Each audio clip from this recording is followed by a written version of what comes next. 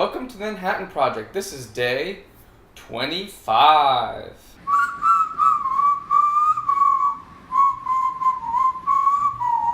Last night I went to go see Bushwick in my own apartment because it's on VOD and streaming as well as theaters, and it was tough to get to a theater.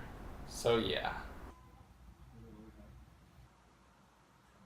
Bushwick is a new film about a new American Civil War that breaks out, taking place in none other than Bushwick, Brooklyn. Stars Brittany Snow and Dave Bautista as some survivors who are trying to make their way through the war-torn city to get to a good escape point. Take a look at the trailer. The balloon was recently intercepted by government officials. Texas is seceding from the United States. We didn't anticipate so much resistance. They think we won't fight back?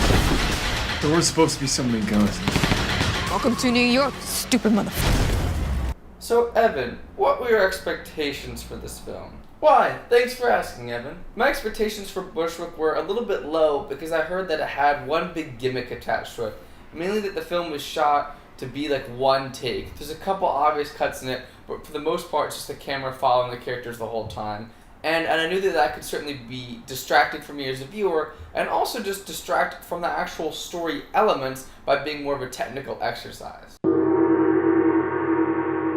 Bushwick is a muddled and disappointing B-movie that's few bright points don't stand out much compared to the rest of the mess. I think the thing that's most surprising about Bushwick is the politics that it attempts to take, the politics that it actually pulls off, and what it potentially could have been. I know that this film was shot before Donald Trump was elected, and also, potentially more importantly, before the recent events in Charlottesville, Virginia.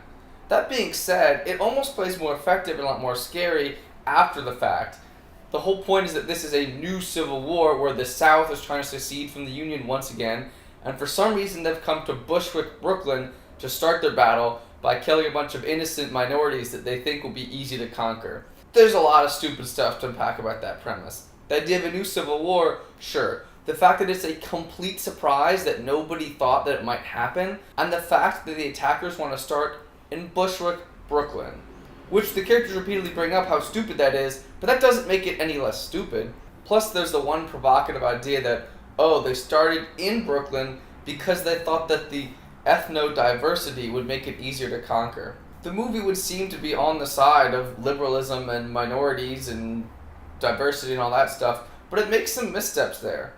You have Brittany Snow as the main lead in this movie, who's a white girl living in Brooklyn, who they go to great pains to show that she's a real Brooklynite who's grown up there her whole life, who's part of the ethnic tapestry of the town, that there's white people and black people, Hispanic people, Asian people, etc., which is fine, except for the fact that one of the movie's very first threats against her when she walks out of the subway just into this civil war that's going on is that she's threatened by black American thugs. That's right, one of the first things they want you to do is show a white woman being threatened by black people to help establish that there's stakes.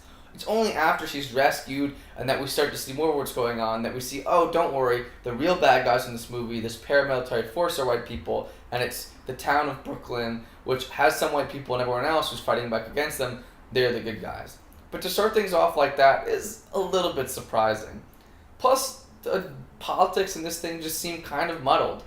Dave Bautista as our co-lead is a sort of potentially apolitical libertarian guy, but who's also an ex-Marine. I mean, every time he says different things about the government, it either seems really underwritten, just like, fuck, those guys are useless, or like a weird political point that goes nowhere. These muddled politics and this fairly simplistic idea of what Brooklyn is brings up the big question of, why does this movie even exist?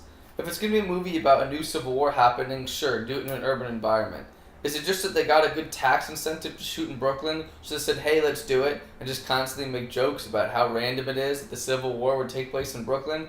Because if that's the case, that's not enough to sustain a movie. There's no real commentary on ethnic issues. There's no real commentary on politics. You have Brittany Snow in the lead, not doing very much, just having the most basic character arc from scared person to slightly more prepared person, and then in the last 5 minutes, very prepared person. The stuff that she does over the course of the movie is not really a natural progression, and that's a big problem here. Then there's the obvious fact that all this poor storytelling is facilitated by the movie's main really shitty gimmick. The idea of this movie being all one take basically only works to up the intensity of the experience one time. In the very opening of the movie, when Brittany Snow and her boyfriend step out of the subway into a full-blown civil war, the fact that it's all one take works. It puts you right in the middle of the action, but there's sort of a surreal feel to it too. It reminded me of when you're playing like a really intense game of tag or dodgeball and you're just like, what do? I don't want to get out. I'm in the middle of everything. But that really fails the movie in basically any other moment. Because other action scenes get predictable. We know how the one take trick works. And for most of the dramatic scenes, it doesn't work either. It takes away tension because the movie has this really quick pace, so you can never notice that it's going to cut when they walk through a doorway or this or that. A great example of this is a scene fairly early on where Brittany Snow does her first damage in this war. She kills a man and also gets her finger blown off as a result. And the movie's able to take about 30 seconds to register this huge character change that this grad student thrown into the middle of a war has finally taken up arms in it. I don't know. It just didn't really do it for me. I will say that as far as things that work in this movie, other than the first 3 minutes, Dave Bautista puts in a really solid performance. He's playing this weary action hero type, and he just does a great job. His kind of husky voice is perfect for it. His physicality, he's big, but he kind of moves slowly most of the time, except for when he needs to move fast, if that makes sense. And he gets one really, really solid emotional scene in there that proves he's got the acting chops to make it as a real movie star. He's going to do bigger things than just Guardians of the Galaxy, which is big, but he's got a lot of range. I was very surprised, pleasantly so. Finally, I do have to comment on the movie's very, very bleak ending. I'm glad I had a night to sleep on this one, because in the moment, seeing how bleak the ending was, I almost gave this movie more credit. It's just trying to be a fun B-movie, and by having an ending like that, it makes it certainly more memorable, and certainly the kind of B-movie that you think might get some buzz around. That 5 years down the line, 10 years down the line, people will be talking about it, how it captured the social times so well, that it wasn't made by a major studio, but now everyone claims that they've seen it, and they remember seeing that bleak ending in the theater, and how shocked it made them. But you know what? It's really just shock value. Yes, a lot of B-movies use shock value, but like I said, so little of the rest of the movie supports the ending that it just feels like the filmmaker said, well, because it's a cheap budget, we can get away with a less popular ending, so let's do that. Overall, Bushwick just doesn't have much of a thematic point. It's mainly this technical exercise of two people, Dave Bautista and Brittany Snow, running around Brooklyn trying not to die. Brittany Snow has a smidge of character growth, Dave Bautista does a good job, some of the scenes are intense, and it makes just a very sort of general point that, hey, Southern racists are bad, but if minorities were to band together, they could kick their ass, I guess, until we stop caring, because that's not really a movie. So I'd say that Bushwick is like a roller coaster that doesn't even go that high, but just goes on for way too long. Maybe you're kind of into it for the first 30 seconds, but no one wants to be on a roller coaster that goes on for 10 minutes, 20 minutes, 30 minutes, and doesn't even have anything good in it. Bushwick's like a 1 out of 4. My metaphor for Bushwick is also like a 1 out of 4. It's hard to make a good metaphor for a movie that doesn't really inspire.